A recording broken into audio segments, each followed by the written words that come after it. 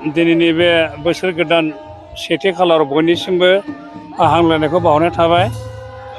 जोंनि बर' हारिनि धोरोम बाथौ, बे बाथौ धोरोमा दिनै जों बे सा ससेयावल' नङा, गोदो गोदाय जोंनि परम्परा बर' सुबुं माहारि जोनोम जाजेननानै गामि दाजेननानै सोरजिबोनायनिफ्रायनो बे धोरोमा जोंहा सोलिबोगासिनो दङ। दा बेखौनो माखासे गाज्रि हुदाफोरखौ जोङो रिसार्च खालामफिननानै बा जोंनि दुलाराय बुहुमाव थानाय बर' सुबुंफ्रानो गोसोखांनानै रिसार्च खालामफिननानै दिनै जों एसे मोजां महरै सिबिनो आरो फुजिनो जों लानो हादों। दा बेखायनो दिनैनि बे गोथार बुधबार साननि बैसाग दाननि सेथि खालाराव रंजालि बैसागु फोरबोखौ जों खुंनो थाखाय आखायाव लादों।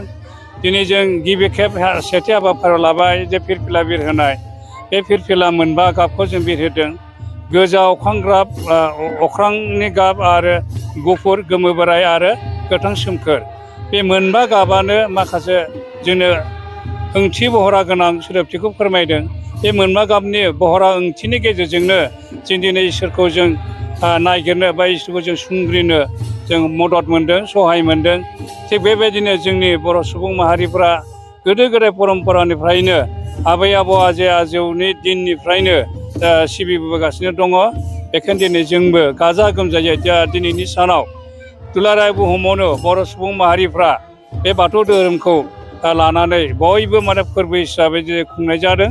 बोसोर गोदानाव उन्दैया गिदिरखौ खुलुमनाय, मान बावनाय, गिदिर सुबुङा उन्दैनो बोर सारस्रिनाय, बे आसारानो जाहैबाय इसोरनि बोसोन मोनसे दं बेहाय।